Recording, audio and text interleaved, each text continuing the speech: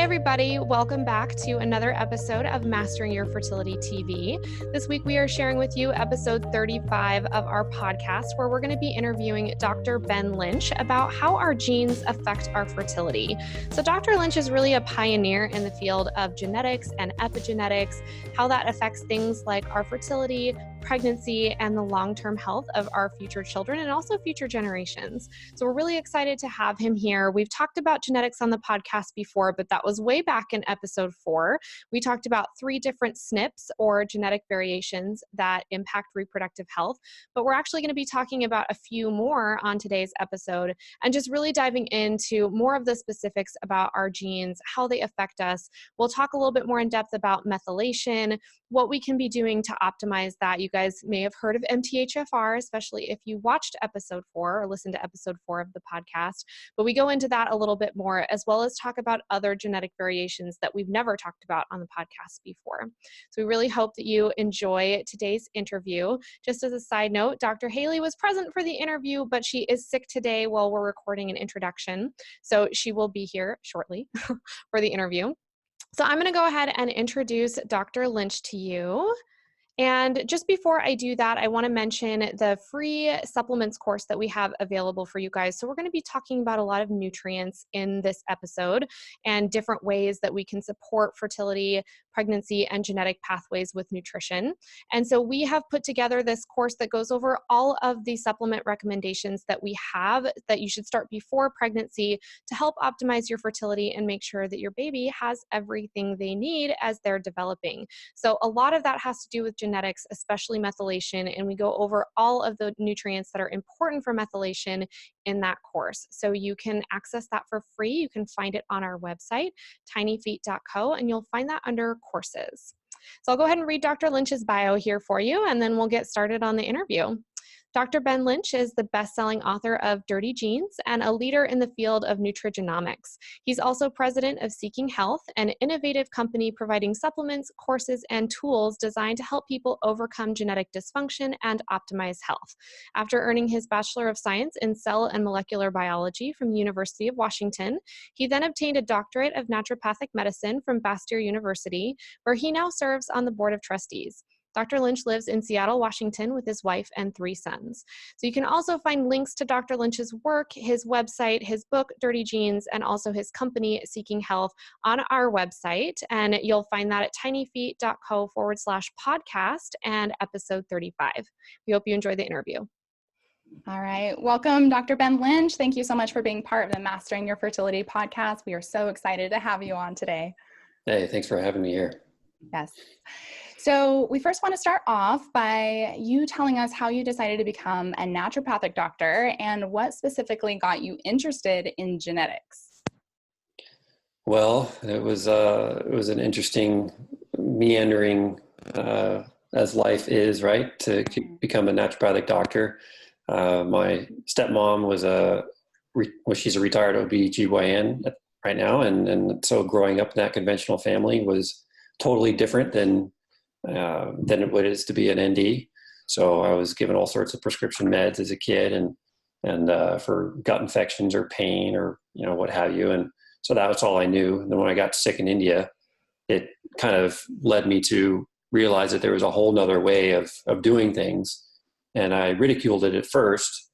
And then when I realized the impact of how powerful it was, because I felt so much better after about 30 minutes, it's like, what in the heck was that? And it led me to naturopathic medicine. And so that journey was a good one. And then going into genetics, we learn as naturopathic physicians to treat the underlying cause. And, at first you're like, oh, you have a headache, take this supplement. And then you go, okay, well, why do you have the headache? Drink this water. And then, and then you realize, well, the water didn't work and you've been struggling with headaches your whole life. And so it makes me wonder, was like, well, maybe there's some genetics at play here. And I remember when I was on environmental medicine shifts with patients, oftentimes they would get worse or they get better, even though they might have the exact same clinical picture. Let's say that these patients walked in and they all had mercury toxicity.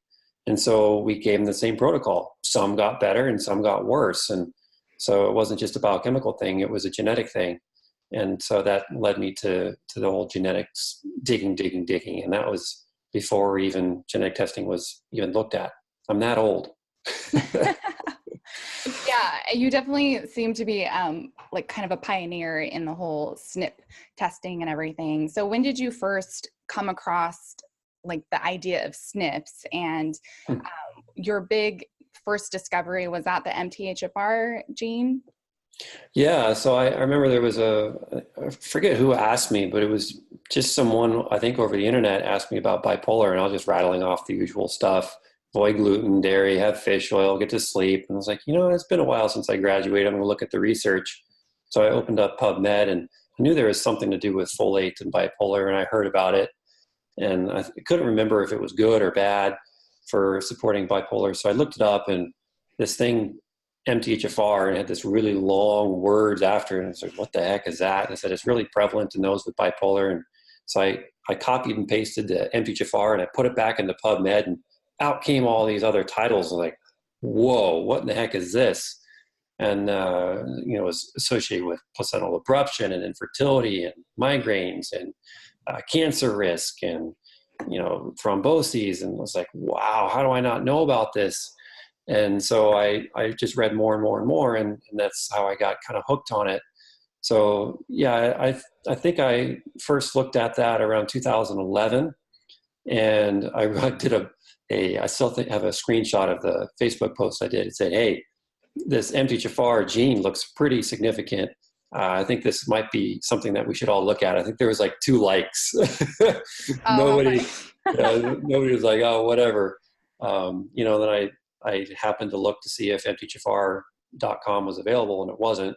So the .net was, and I got that, and the rest was history. And I haven't updated that website since. It's pretty old, but at least we got a book out that says more. Yeah. Speaking of the book, so that discovery really has paved the way of your career now, and you decided to write a book, Dirty Genes. And so what inspired you to write that book? Well, what inspired me to write that book is because, when you find something as significant as a SNP like MTHFR, or a gene like MTHFR, and how it can contribute to all these myriad of different conditions and all different types of ethnic groups, and that it's really common, right? So it's like, wow, this is really important. And then what you do is you start getting tunnel vision, and you start focusing on just giving everybody methylfolate, and everybody's got an MTHFR problem. And every condition that somebody walks in, they find out they have MTHFR. It's like, oh, that's why I'm sick. And there's somebody who then walks into your office and they have the same sickness, but they don't have MTHFR, and they actually get worse from methylfolate, and they don't do well with vitamin B2. Their homocysteine levels are actually low, not high. It's like, wow, there might be more to this than just MTHFR, And then I started looking at other genes, and then I opened up Pandora's box, and now I draw these things. Yeah, you definitely did. They're all over my desk. Yeah, we've seen your charts. Literally, they're everywhere, So, and then, there's almost 18 to 20,000 different genes in the human body. And so it led me to do more due diligence and learn how genes communicate with other genes, and which other variations that people can inherit that are also really common and can lead to problems just like MTHFR does. And so that's why I wrote the book, and it also, at the end of the day, I wrote the book too, because it doesn't really matter for the most part what SNPs that you're born with, because there are benefits to them. There are benefits to having MTHFR. There's benefits to having other SNPs too. And I wanted people to get that mindset and thinking, oh, I have MTHFR, I'm screwed, like I did for years. And then I want them to also understand that there's other genes that are as important as MTHFR. And it's also important to learn that the basics and the fundamentals that you do on a daily basis, or should do on a daily basis, are very, very important. Yeah. One of the things that I really loved about your book was kind of talking about sort of the benefits of having some of these SNPs and what they actually do for us. I loved how you discussed the way that it influences kind of our personality and our way of interacting with the world, and, our self-motivation and our ability to focus, and just all these different things that kind of make up who we are that we had no idea were related to our genetics. So I thought that was really cool. Yeah, for sure. And, I have to give a shout out to my writer who helped me with that. We were on the phone for hours and hours and hours, and she goes, Ben, aren't there benefits to these things too? I said, yeah, absolutely. She goes, well, we really need to talk about that in the book because so many people are scared. And it made me kind of flash back and think, well, then why did you want to call the book 7 Deadly Genes? Oh, yeah, right. Yeah, that was 3 glad phone to change calls that worth. title. I fought hard. So any of you listening are currently writing a book or planning to write a book, you do have a say, and you have to stand your ground, because this book, Dirty Genes, would have been called the 7 Deadly Genes. And I told Scared the them, crap out of people. yeah, I said, A, it's not accurate, and B, it's terrifying. And I want Right. to remove the fear of it and empower people, not scare the hell out of them. So true. Yeah. So Good call. stepping it back here just a little bit, because a lot of listeners, this idea of like genes and snips and everything, it's just so foreign. They may have learned about it back in high school, but at this point they're just like, I don't remember any of that. So can you just give us a short introduction to our genes, what they do, and then why they're so important? Yeah, so we're always focused on the outside of us, right? What color shirt we're wearing, what kind of trendy glasses we're wearing. Well, mine are not trendy; they're from Costco, and I think this is from Costco too. So yeah, but genes have jobs to do, and you just need to look at it like that. And if you are born with a gene that is kind of lazy, right? Then you might struggle in a certain area. And since they have jobs to do, you might have a gene that's kind of lazy in processing histamine, so you're more allergic than other people. You might have a gene that's more lazy in getting rid of your estrogen, so you have higher estrogen. But at the same time, since you have higher estrogen levels, you might have more beautiful skin. You might be more fertile, right? So, actually more infertile because of the PCOS. So then you have other genes that might work too fast, and they're just busy, busy, busy, and they're always getting rid of stuff. And in fact, they get rid of your estrogen too fast. So now your estrogen levels are a bit lower, and they're actually making more harmful estrogens than the good estrogens. Or they might be working so fast that, you're not really a protein eater, and you need to eat more protein because you're just kind of, out of it and not focused. But these fast genes are just burning through your protein so quickly that you're out of it. So if you know that you have a hustling gene that processes your neurotransmitters so fast, and you need to consume more protein, and you just eat more protein, it's like, wow, I can think again. It's like, wow, that was simple. And on the flip side, if you have a gene that's not burning through protein very fast, and your neurotransmitters of dopamine getting out, and you eat a bunch of protein because somebody tells you to, now you're getting all anxious and irritated. And it's like, well, what's up? How can this person do that and I can't? Well, that's where the variation of SNPs and genetic variation come into play. And we all have it. And you can actually alter the function of your genes by every choice that you make. And, my eye color, right? All of our eye colors are set in stone. I'm talking about the genetic function of things that, make our neurotransmitters, get rid of our hormones, make our hormones. These things are really variable in terms of how they're acting moment to moment. So if I yell boo like that and I made you jump, there's certain genes that fired just then, right? So, but your eye color, your hair color is pretty much going to stay the same. Yeah. Except for when you get gray. Except for when you get gray. Good point. Yeah, because that's a very good point. Because if you have genes that increase your susceptibility to just, physical stress and mental stress, you will have grayer hairs faster. And at the same time, if you have genes that, are really impacting getting rid of free radicals or otherwise known as reactive oxygen species, you will get faster gray hair. So, I'm 30. I have gray hair. Yeah. Well, I don't see much. Oh, it's in there. It's in there. It's hidden. Yeah.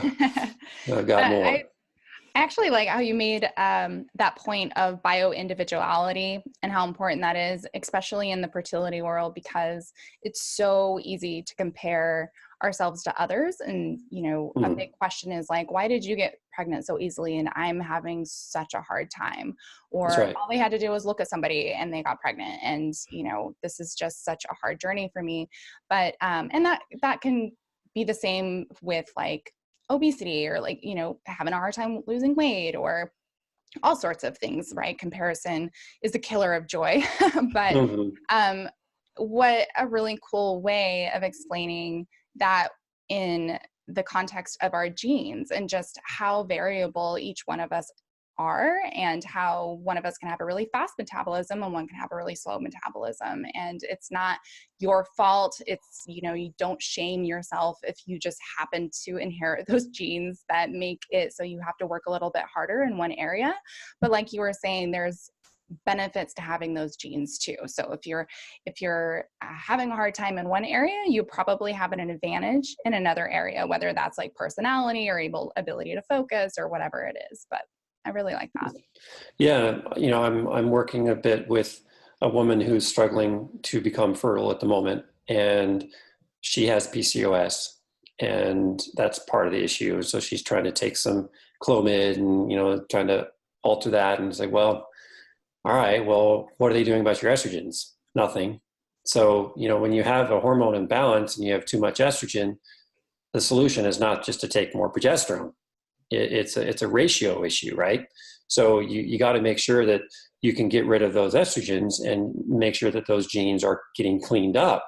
And if your estrogens are high because you have all these xenoestrogens around from bisphenol A, or you're eating, out of plastic containers, or, there's plastics are all over the place, and you're slightly overweight. And this woman wasn't. She was actually very fit, but her estrogen metabolism is just really slow, very dirty genes in her estrogen metabolism. And I also said, are you a very type A person? And she goes, oh yeah, I'm very, very driven. And I say, well, that also is a benefit and a downfall to higher estrogen levels. And so when PMS happens, a woman who has high estrogen levels and she has high dopamine levels and she has high histamine levels, she can become a real tyrant compared to a woman who has low estrogen levels and lower histamines, and she's going to be fine during menses. So it's these types of situations. And PMS, a lot of people laugh about PMS, but if you're struggling with PMS and you get very, very irritable and angry, and you're like, God, I don't want this month to happen like this again, that is a sign that you've got some dirty detoxification genes that you need to focus on them, and they probably will be playing a role in terms of your fertility as well. So if you are a type A person, and you're infertile and you have PCOS, there's a lot of genetics at play right there. And the good news is you can do a lot about it. Yeah. Yeah, that's a really good point. I feel like a lot of women, we are just taught that PMS is just something that we have to deal with, and that is, a given if you're a woman. And that's just not the case. You don't have to suffer a week or 2 weeks out of every single month feeling irritated or emotional or crying and bloated and back. All that is just really is exactly what you just said. It's a consequence of dirty genes, right? And there's a lot that you can do about that. Have you all interviewed Dr. Carrie Jones yet? Yes. Yeah. Okay. Yeah. She's amazing. She's amazing. Yeah. So we'll probably actually have her back on, because we specifically were talking to her about the Dutch test. But it would be great to have her back on and talk more specifically about PMS as a topic too. Yeah, she's a wealth of info.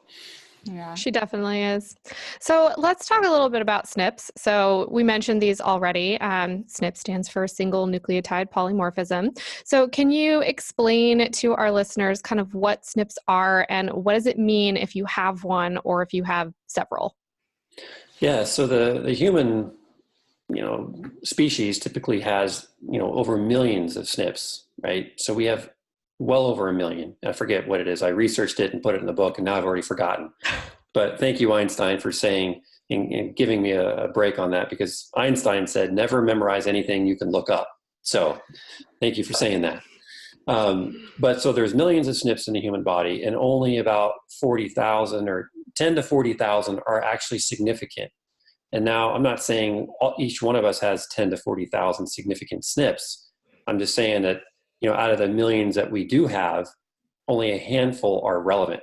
And so when you're ordering a genetic test and you find out that you have all these variations, right? And that's what a SNP is. It's just a variation from what the typical population has. So if you are Japanese, the Japanese population might have a higher prevalence of a certain type of genetic code for a specific gene compared to a different person. So, in the same Japanese ancestry. So you compare, a SNP is basically what is not typically found in a population. So for British and Americans, we say tomato, they say tomato, right? Or vice versa. But the spelling can also be a bit different, right? There's a E at the end versus no E at the end.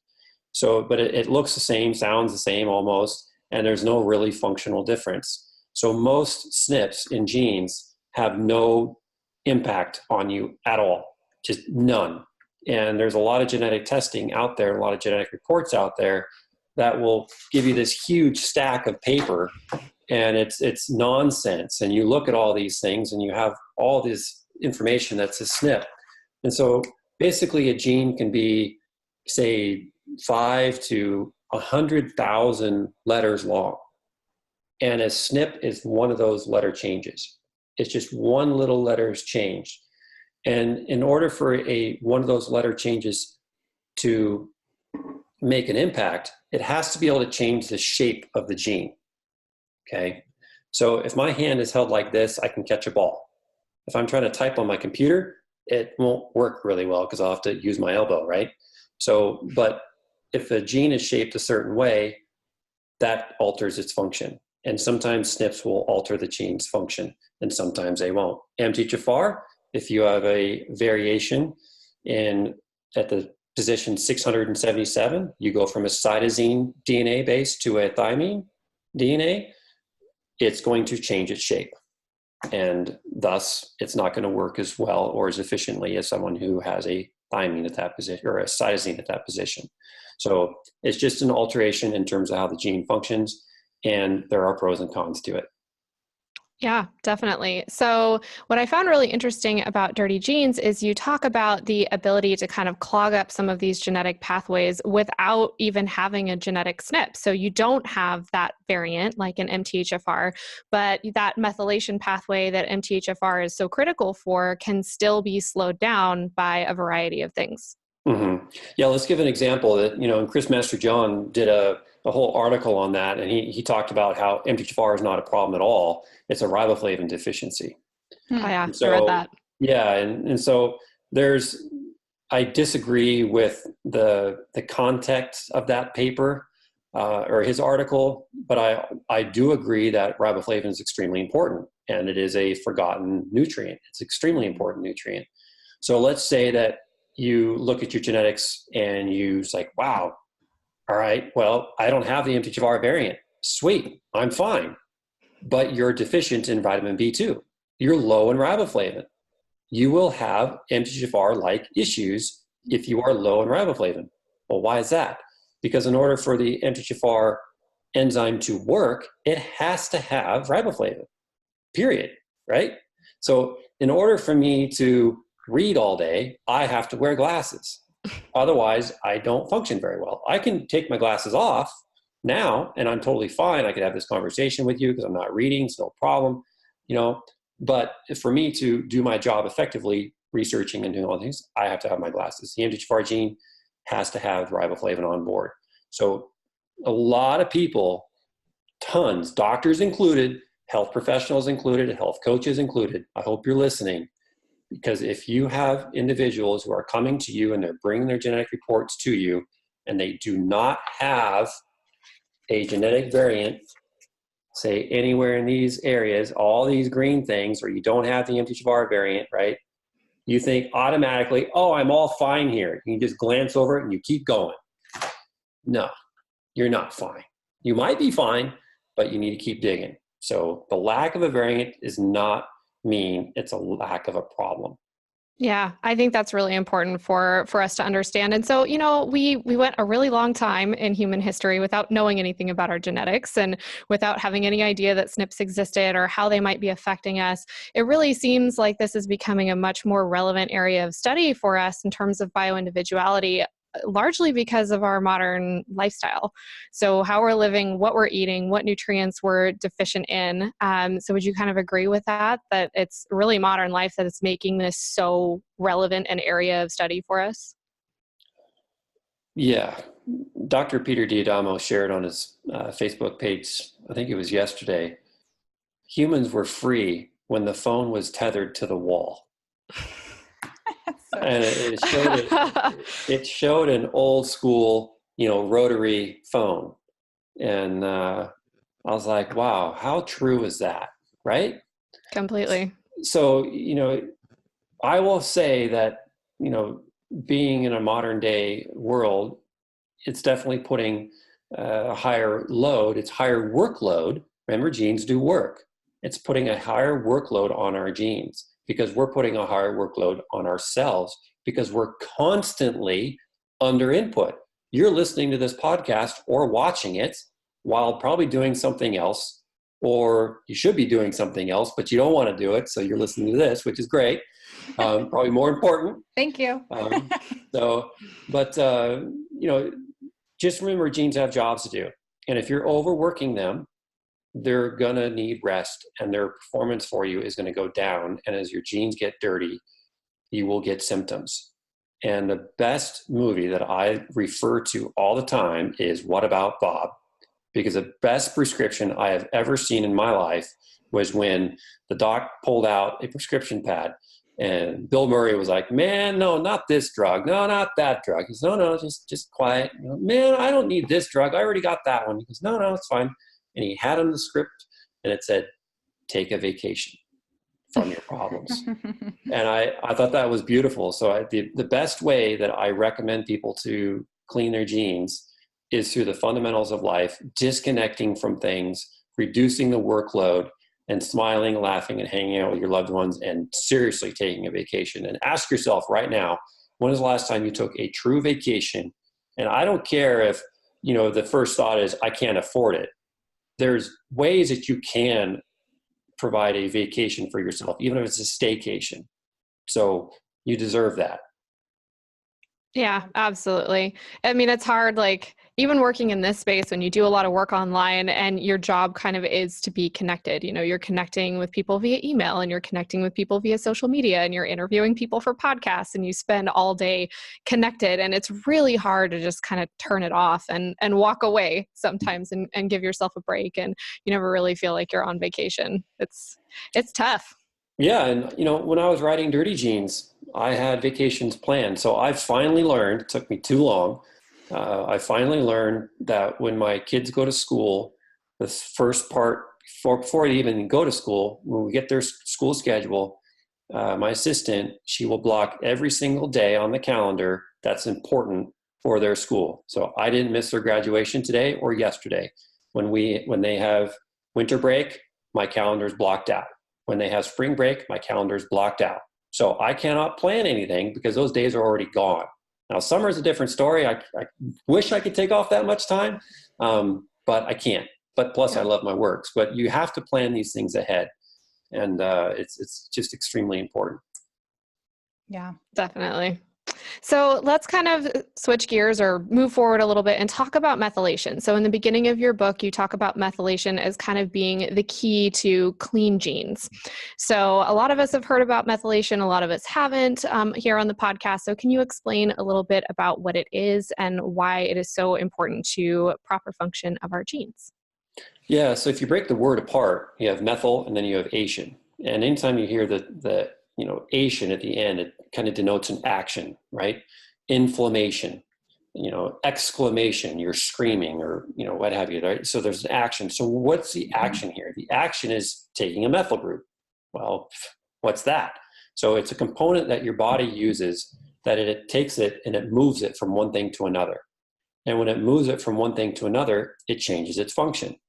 And so when that happens, it really can make a significant impact. So, for example, if you take a methyl group and you bind it to the start of a gene, it can turn that gene off, like it's quiet. And most of your genes are methylated and most of your genes are actually turned off. So you have the DNA in your arm to have an eyeball or a leg or a spleen or a liver right here, right? But they're turned off. You don't want a liver growing out of your arm. So, these genes are silenced. So, but when your skin gets burnt right here, you grow new skin cells. You don't grow a liver. So it's pretty amazing how the body works. So, because all the messaging is right there for it to grow another liver, it's just off. So now, if you run out of methyl groups, then you can start having problems, and all these genes can start turning on, and then you can start getting things like cancer or autoimmune diseases or what have you. Now, methylation turns genes on or off, so that is a huge function. There's a more mild function of methylation, which is detoxification. So a lot of people talk about how important methylation is for detox. Well, I love methylation, but it is not, the top tier for detoxification. Glucuronidation, sulfation, these pathways are really important for detoxification. Methylation is also really important for changing certain compounds. So it'll take histamine and turn it into methylhistamine to help get it out of your body. It'll take your estrogen and it will methylate it to turn it into a more, a less harmful form of estrogen. It will take your norepinephrine and turn it into epinephrine. A couple steps, it'll take your serotonin, and then after a couple different genes, it'll turn it into melatonin.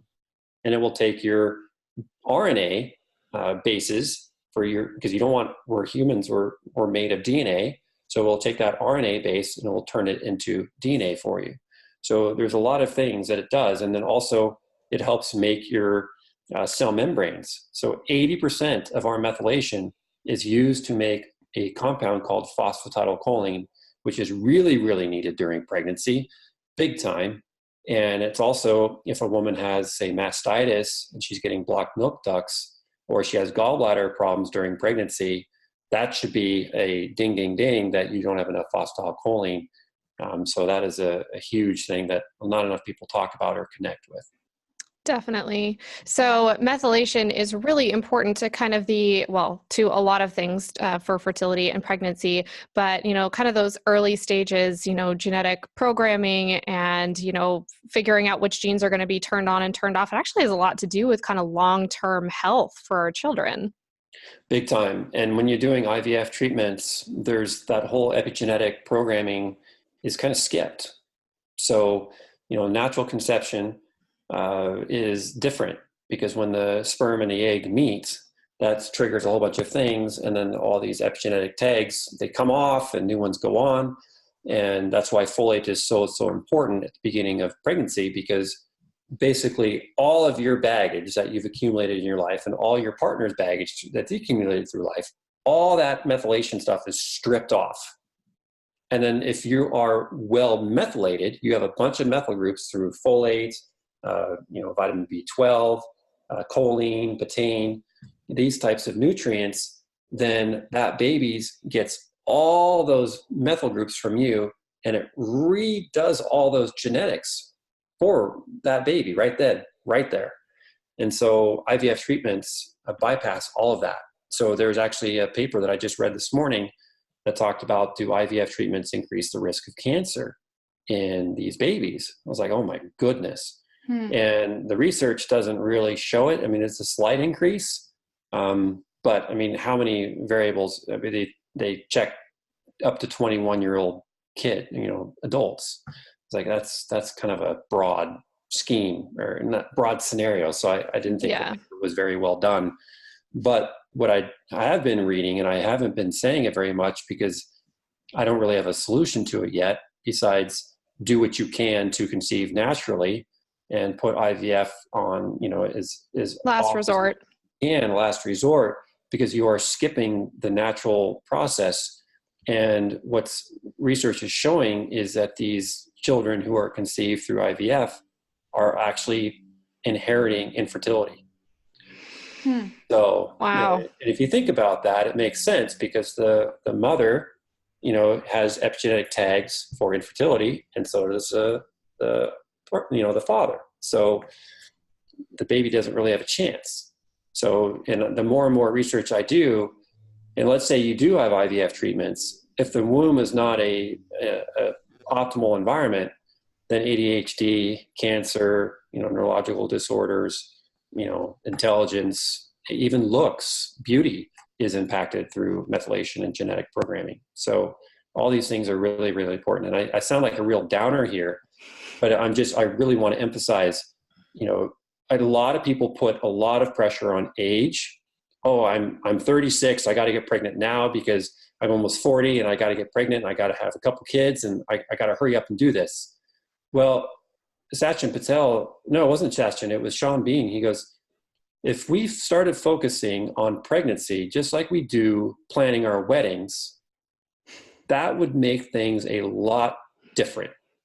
It would. So plan your pregnancy like you plan your wedding, except for, well, we got married in a couple of weeks, so I can't really use myself as an example. But it's the cultural norm to spend time planning that day for most people. That's right. It's not accurate for everybody. So talk to us about some of the practical steps we can take to optimize methylation and, kind of get ourselves healthier. What can we do about this? Well, again, you just go back to what do genes do? And genes do work. So you have to do the basics. You've got to unplug, because if you're going 24/7 grinding away at things and you're stressing about, doing this and that, you have to cut things in your life. And I have a chapter that didn't get published in the book, which is unfortunate, but it was already 300 pages long, so I understand it. But that chapter is freely available, I think, at drbenlynch.com. And it's called the ABCs of Clean Genes. And every letter stands for something that is an action for you to do, not something for you to go out and spend money on. So, I know a lot of health books want you to spend a lot of money. Dirty Genes, of course, does recommend certain things, but after the fact that you do things that are free. And the letter A, I think, is really, really important, and that's avoid. A lot of us add things to our life. We add complexity. Just the other day, I saw my wife, there was something sitting on the counter, and I threw it in the trash, and she freaked out. She's like, oh, I was going to keep that and put it in here. And it's like, why? Well, in case X happens. It's like, well, the likelihood of that, pretty small. I said, so you were going to take this and you were going to take time to file it away, and just in case something might happen, but most likely won't happen. Yeah. So doesn't that make you anxious that you got to deal with that? Yeah. So don't you have other things that are more important to do than worry about this little bit of foam that you might put into a pillow? Maybe never. Yeah. So you have to think of, in the book, essentialism, I think, is really, really important. And you have to also say no. Women, you're amazing at caretaking for people, but to a fault. You got to get your partner to step up and contribute. You got to get your kids to step up and contribute. My wife, she will say that, oh, I'm in the kitchen and nobody's helping. It's like, well, you have 3 very able-bodied kids, and I'm able-bodied too, but I pulled myself out of the equation. But I do other things around the house. I vacuum and clean and mop. You have to say no. And so just these 2 things will really, really reduce a lot of stress, because stressors will use up a lot of nutrients and will increase a lot of oxidative stress. It will reduce your ability to produce hormones, because when you're stressed out, you're taking those precursors to your estrogen and progesterone, and you're making cortisol. So you choose where you want those hormones to go. And when you're stressed out, your methylation cycle is also going at a rapid pace, and you're burning through your B12, you're burning through your folate, you're increasing your homocysteine. So, and I don't mean to be flippant in terms of reducing stress, but I'm being very, very serious that you have to cut things from your life. I purge like crazy, and I will reduce things often. There was a person who came to our home who installs internet cables and TVs and all that. That's what he does. And he says yes to every single job. But the problem is he is saying yes to these little jobs, and he has these huge multi-$1,000 jobs that he can't complete on time. He's getting them pissed off. So he's going to lose referrals from the multi-$10,000, $20,000 jobs because he's worried about the $100 and $200 jobs as well. So you got to cut things from your life. Mm-hmm. I feel like you're speaking right to me right now. I think a lot of us probably do. Yeah, because, and I'm with you. I'm a physician, so my inherent ability is to caretake, right? Is to help people. Mm-hmm. And what got me from point A to B was the little things. But what got me from B to C was a bit bigger. And I had to say no to the A to B, or at least less. So, I've had to say no to all these conferences that are all over the world, people wanting me to fly to and do things. And I've said no. But I used to say yes, because that's what got me to where I am today. I had put the miles in, but now you get enough, people know enough who you are that you don't have to do that as much anymore. And plus I found out it really impacted my health, and it kind of hurt me seeing and spending time with my family. So I changed it. So you got to change it.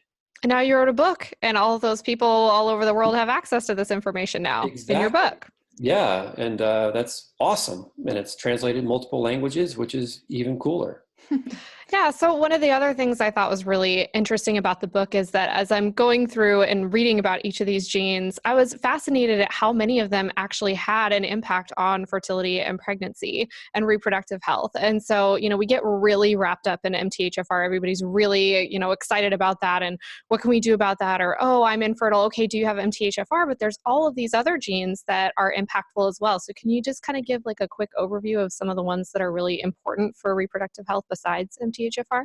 Oh boy, a slew of them. Like, I think it was almost every single one, except for maybe one that you didn't mention, like MAOA, maybe you didn't mention fertility for, but the rest all had a component in there. That's right. It takes a team, right? It takes a team, and genes work together. And we forget that. Again, when we get our genetic reports, we tend to look at them in singular environments, but you have to look at them as working together. And that is very, very overwhelming. And I'm going to put that down now. But you have to understand how genes talk with each other. And so if you have a dirty MTHFR gene, and let's say you were born with an MTHFR gene and there's no variation, it's minus, it's green. You got 2 thumbs up from the lab, and doctor's like, no variant found. But then your doctor runs an organic acid test and finds out you're low in riboflavin. Well, that could also be partially explaining why your homocysteine is high, and why you need to be consuming more veggies and eating more nuts and seeds, and grain-free is all the rage now, because it should be for a lot of people. But there's a lot of B2 and riboflavin in grains and brown food, but we're not consuming brown food much anymore, and we're not eating organ meats anymore because. But I actually ate raw liver the other day thanks to Dr. Paul Saladino. That was crazy. But the book really talks about, and you're right on in terms of all the different genes that are playing a role in fertility. Dirty Genes is basically a preconception book. And I really wanted to write a preconception book, a pregnancy book only. And my publisher was, no, we're not going to do that. That won't work. It won't sell. I was like, wow, okay. I disagree. Yeah, you and I both. But when I was writing it, what you have to understand is, since there's 18 to 20,000 genes in the human body, how in the heck did I pick 7 to talk about? 7, right? 7 out of 18,000. That book is stupid. It's pointless. Why would I read a book that talks about 7? Because when I was writing the book and writing my outline through it, I realized that if I picked a gene that had a major, major impact in common everyday ailments and was a different system in the body, then if every one of those genes focused on a certain system and one of those genes got dirty, or if all got dirty, you would be pretty messed up. So if you have a heart issue, you go to the cardiologist. You have a gut issue, you go to the gastroenterologist. If you have a brain issue, you go to the neurologist, right? So Dirty Genes is taking the concept of taking different types of specialists and picking a gene for that specialty. So for gastroenterology, I talked about DAO. For neurology, I talked about MAOA and COMT. For detoxification and getting rid of chemicals, I talked about GST and GPX. For methylation, I talked about MTHFR. For cell membranes and general health, talked about PEMT, because cell membranes cover every single cell in your body. So if you do not have adequate cell membranes, you're hosed. How can you make a placenta or a developing baby if you cannot make a cell membrane. You can't. It's not possible. And so that PEMT chapter is extremely important for women, and that's what helps make your cell membranes and your bile flow. So if you have gallbladder problems during pregnancy and you think, oh, wow, actually I did. Or did I have mastitis? Yeah, I actually had both. I had mastitis. I had painful, breastfeeding with my kid, not because of a bad latch, but because of, the milk wasn't flowing. And then there's NOS3. NOS3 is your cardiovascular gene. And that gene is really, really important for blood flow. How can your baby grow and thrive if you can't deliver nutrients through the blood, through the umbilical cord to the baby, and also pull the garbage out? So, and it's really key. And so if you have placental abruption or placenta previa or what is a preeclampsia, that's a dirty NOS3 gene, and Amgen dirties that gene. So in DAO, that gut gene, high histamine, is really, really associated with pregnancy issues and pregnancy complications. And it's pretty cool that the placenta actually makes a huge amount of the DAO enzyme because it's built into the placenta. So the placenta has its own genes as well that try to contribute to protect the health of the baby, which is pretty fascinating. And that's one of the reasons why pregnant women can feel so much better, because their histamine levels actually drop during pregnancy because so much DAO is produced by the placenta. Wow. That's really cool. I actually didn't know that. Yeah. Well, maybe there's hope for me and my histamine during pregnancy. Definitely. So we wanted to talk more about epigenetics and its influence on the health of multiple generations. So I know that we already touched on that a little bit, but what are some things that we can do beforehand that can help, maybe just give us some more examples of like preparing for pregnancy before we actually conceive that would help influence the epigenetics in a positive way to give women and couples more confidence in knowing that they've, did the right thing before they got pregnant to influence that? Yeah. So food is really, really, really important. Yeah. Food is hugely important. And I'm going to give a shout out to Lily Nichols here, and you all need to interview her if you haven't yet. We did. Okay, fantastic. So when I saw her book was available and I bought it and I looked through it, it's like, thank you, Lily. Now I don't need to write it. Yes. And, she did a phenomenal job with this book. So if you haven't read Real Food for Pregnancy yet, this will really help your methylation in a big, big way. And food is, I wouldn't say food is first. I think saying no and reducing the things that you're doing in life is first. Because when you think food, you're thinking kitchen, going to the store, changing the way we eat, getting rid of stuff. That's stress, right? That's like, oh God. So I want you to eliminate first so you can then make room for actually preparing whole food meals. And when you hear whole food meals, you're thinking, wow, that's actually hard. No, it's actually not. There's many things that you can do that are easy. Cooking an egg in avocado oil, is easy. It's pretty simple. And learning which type of oils to cook with are really, really important. I don't know if Lily talks about certain oils to cook with in her book, but you need to understand that oils, if you're cooking a lot in the kitchen and you're using a gas stove and you're not using the hood, you are actually making yourself sick, because the gas from the stove is never clean. I've actually had people come out and test it and they're like, oh, it's fine. But then I had another professional come out and test it, and it was skyrocketing huge amounts of formaldehyde, which glutathione gets rid of, by the way. So if you're cooking over gas and you are using low smoke point oils, meaning that you throw coconut oil or you throw olive oil on a burner to fry an egg, you are going to have issues. So you got to use things like ghee or avocado oil with the hood on, because you're pulling all those aldehydes and formaldehyde out and you're reducing your toxic load. But lettuce, meat, leafy green vegetables are key. Meat is key. If you're a vegan or vegetarian, you need to be focusing on key supportive nutrients, which Lily gets into, but phosphatidylcholine or lecithin is really, really important. And use the sunflower base, not the soy, not only because soy is more GMO, but because it's also processed heavily with hexane, and hexane is a solvent. So if you ever tasted a phosphatidylcholine supplement made from soy, you will actually, if you bite the capsule, you'll actually taste the solvents in it. It's that's gross. It's actually pretty bad, yes. But if you bite into a sunflower based phosphatidylcholine, it actually tastes nutty, and you don't taste that hexane. But I would just say the basics: read Dirty Genes, read Real Food for Pregnancy, eat real food, cut stressors in your life, breathe, chew your food. I mean, it's really actually pretty easy. And Dirty Genes is, the first few chapters are, quite a bit of science, but I thought we did a really good job distilling it and making sense of it. We didn't really water it down, but we chose examples and stories which were, what resonates with you.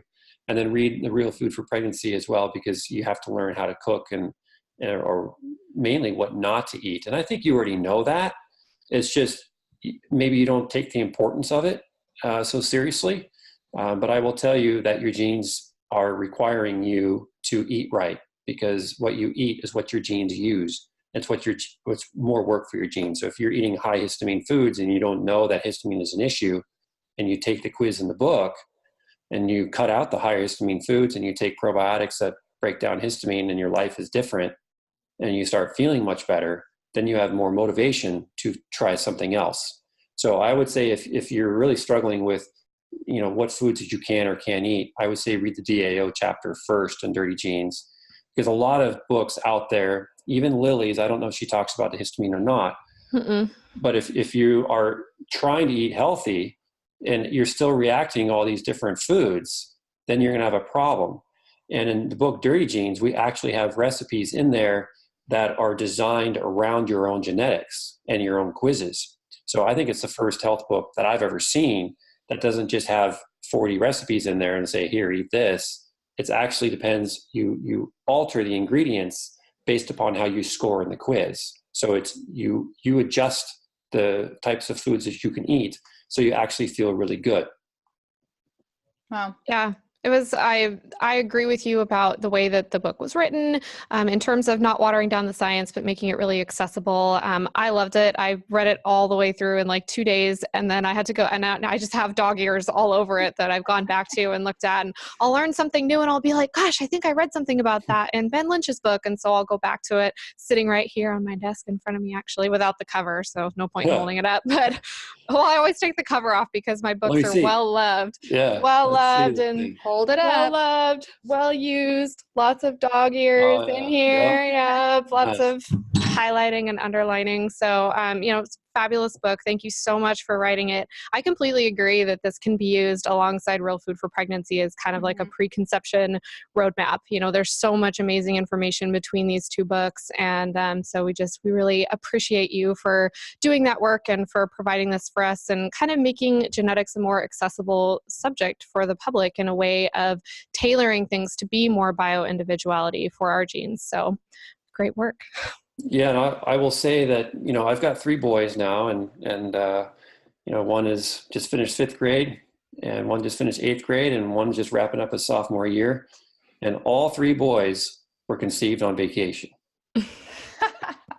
So there you go. I'm just saying, it really does happen.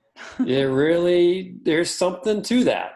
And so when I was home, I was grinding away, and, it's nothing really changed except the location. And, I started having better health, and so did she, and we conceived. And there was actually moments where I thought I was infertile, and maybe I was, and maybe she was, but it wasn't until we went on vacation did we actually become fertile, and we conceived 3 times while on vacation. So take a vacation. Great advice. Any other closing thoughts you'd like to share with the audience? Any pearls of wisdom that you want our listeners to walk away with today? Yeah, if you have too many kids, don't take a vacation. Anything to walk away with? Yeah. Keep it simple. Apply one thing. when you're reading Dirty Genes or any health book, you're reading a book that is written by a person who is just like you for the most part. And I eat like crap sometimes. I stress out like crazy sometimes. I don't go to bed on time sometimes. So what I want you to do when you're reading Dirty Genes or any health book is to find something that resonates with you. You're like, wow, I really like that. Put the book down, get up, and implement it. You might not revisit that book for another month, maybe 2 months, or maybe a week. Doesn't matter. You implemented something out of that book. I wanted initially to dedicate my book to those who read and implement what they read. But I changed it because my ghostwriter died, Rachel. And she died from Dirty Genes. She died because she did not take vacations. She died because she worked too hard and she grinded. And I told her while we're writing the book that you've got to take time away. Mm-hmm. And so really schedule your vacations, get out there, implement one thing at a time. Don't get overwhelmed. It's easy to say, and you will get overwhelmed, and that's okay, but just put the book down and implement one thing. Such great advice. Awesome. Yeah. Well, we really appreciate you taking the time to be here on the podcast with us today. And we will absolutely be linking to your book and your website, as well as, I don't know if we mentioned this before, but we highly recommend the Seeking Health Prenatal. It's actually one of our favorites. And we have an entire course on prenatal supplements that actually features a number of the Seeking Health products because we love them so much and because they're so amazing for helping with dirty genes and preparing for preconception. So we will link to that as well. And thanks again for joining us. My pleasure. Thank you both. All right, everybody, that's going to wrap things up for this week. We really hope that you enjoyed hearing from Dr. Lynch and all the different things that you can start doing in your diet and lifestyle to support your genetic pathways, optimize your fertility, and have the healthiest possible pregnancy. So just a reminder that we do have that free supplements course that will walk you through an entire preconception and pregnancy supplement routine to help optimize those genetics and help with your fertility and pregnancy. You can find that on our website at tinyfeet.co, and it's going to be under courses. And we also have show notes for the episode, as well as links to Dr. Lynch's work on our website, tinyfeet.co/podcast, and you'll find all of that information under episode 35. So thanks for tuning in with us this week, and we will see you back next week.